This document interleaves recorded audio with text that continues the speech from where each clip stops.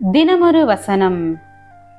1 கொரிந்தியர் 3வது அதிகாரம் 21வது வசனம். இப்படி இருக்க ஒருவனும் மனுஷரை குறித்து மேன்மை பாராட்டாதிருப்பானாக, எல்லாம் உங்களுடையதே. விளக்கம். அநேகர் தங்களுக்கு ஆசீர்வாதங்களையும் நன்மைகளையும் கொண்டு வருகின்ற பிரதிநிதிகளாக தேவ ஊழியர்களை எண்ணுகின்றனர். ஆனால் தேவனோடு தாங்கள் நெருங்கி உறவாடி அவருடைய பிரதிநிதிகளாக செயல்பட வேண்டிய அவசியத்தை உணரவில்லை.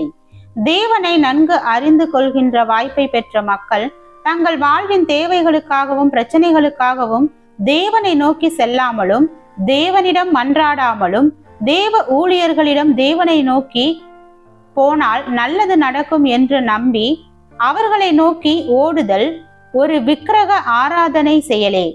தேவ ஊழியரை நோக்கி ஓடுவதும், தேவ ஊழியரை இல்லத்தில் தங்க வைப்பதும், அவருக்கு உணவளித்து உபசரிப்பதும் நல்ல செயல்களாய் இருக்கலாம். ஆயினும் அவைகளே நமக்கு ஆசீர்வாதங்களை கொண்டு வந்து விடாது. நாம் தேவ உறவில் வாழ்ந்து தேவனை இருதயத்தில் இருப்பவராக கண்டு நம்மோடு தேவன் இருப்பதை வாழ்க்கை முறையினால் பிறர் அறிய செய்வதன் மூலம் தேவன் நமக்கு நன்மைகளையும் ஆசீர்வாதங்களையும் தர முடியும். ஏனென்றால் அவைதான் ஆசீர்வாதத்திற்கான சரியான வழிகள். எந்த ஒன்றிற்கும் தேவ ஊழியரின் ஜெபத்தையும் அவருடைய ஆலோசனைகளையுமே தேடி செல்வது ஆவிக்குரியது அல்ல. சிலருக்கு வேதாகமம் மூலம் தேவன் தந்துள்ள நல்ல ஆலோசனைகள் முக்கியமாக தெரிவதில்லை. சிலர் அவர்களுக்கு ஒரு சிக்கலான ஒரு சூழ்நிலை வரும்போது தேவன் வேத வார்த்தைகள் மூலம் என்ன வழிகாட்டுதல்கள் தருகின்றார் என்று பார்ப்பதில்லை.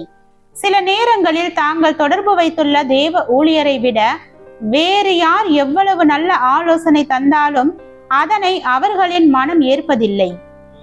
ஏனென்றால் அவர்களுக்கு குறிப்பிட்ட அந்த தேவ ஊழியர் ஒரு விக்கிரகம். வேதாகமத்தில் ஜெப திட்டங்கள் என்ற பெயரில் காணிக்கை வசூல் செய்யும் எந்த ஒன்றை குறித்தும் எந்த குறிப்பும் இல்லை. அதனை சரியானது என்று உறுதி செய்யும் வார்த்தையும் இல்லை. ஆனால் மக்கள் வேதம் என்ன சொல்கிறது என்பதை விட தேவ ஊழியர் சொல்வதையே நம்புகின்றார்கள். வேதாகமம் தேவ ஊழியர்களுக்கு முன்னால் வல்லமை பெற்ற பெயரில் ஜனங்கள் விழுவது தொடர்பாக எதையும் கூறவில்லை. அப்படி வேதத்தில் இல்லை. ஆனால் பிரபல ஊழியர்கள் சொல்லிவிட்டால் ஜனங்கள் நம்பி விடுகின்றார்கள். அவைகளை வேதத்தின்படி தவறு என்று தேவ ஆவியின் மூலம் ஒருவர் கூறினால் இப்படி சொன்னதை தான் தவறு என்கிறார்கள். தேவ ஊழியர் சொன்ன பொய்யை தவறு என்று சொல்லவில்லை. ஏனென்றால் அவர்கள் தேவனை விட, தேவ வார்த்தையை விட தேவ ஊழியரைத்தான் அதிகமாக நம்புகின்றனர். ஆம், தேவ ஊழியர் அவர்களுக்கு விக்கிரகம் ஆகிவிட்டார். இது மிக மோசமானதோர் ஆவிக்குரிய அனுபவம் ஆகும். ஜெபம். தேவனுக்கு ஸ்தோத்திரம். தேவனே, எங்களுடைய வாழ்க்கையில் உம்முடைய கரம் எங்களை பற்றி கொண்டு எங்களை வழிநடத்தி எங்களை பாதுகாப்பதற்காக நன்றி. ஆமீன்.